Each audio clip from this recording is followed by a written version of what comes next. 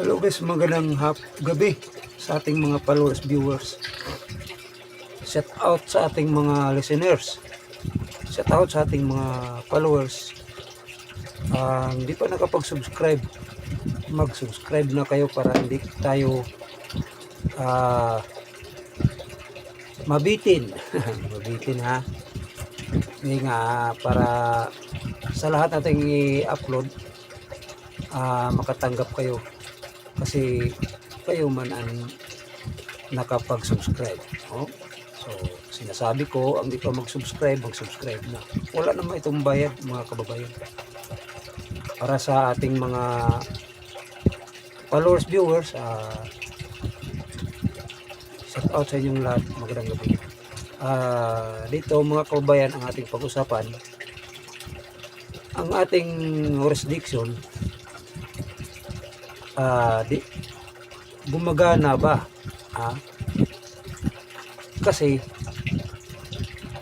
sa opinion ko lang, mga kababayan, may warrant si Bato, no? Ang problema, tiningnan ni Torion, ng abogado, si Torion, ay wala daw, walang warrant. Ngayon, mga kababayan, kung mayroong warrant, isang halimbawa lang, kung mag-surrender si Bato sa ating gobyerno, malamang kung ako si Bato, opinion ko lang ha, hindi ako mag-surrender para sa ganun na save ang buhay ko. Baka hugutin ako sa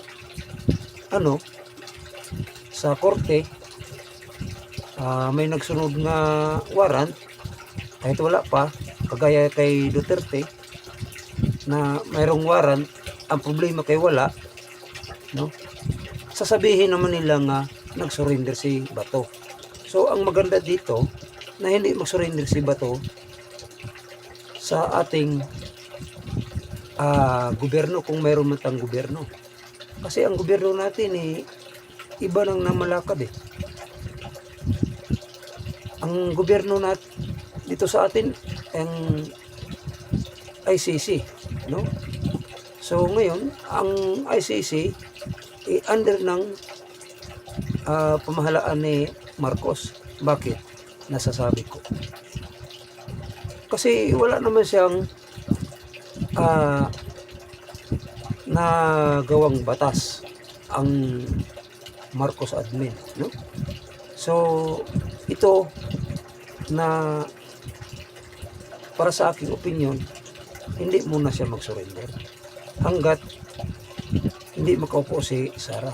Alam naman ni Sara yan, di ba? So mga kababayan, magsisi pa nga sa bandang huli, no? Ba makagaya kay Duterte. So yun lang ang opinion ko, mga kababayan. Maraming salamat.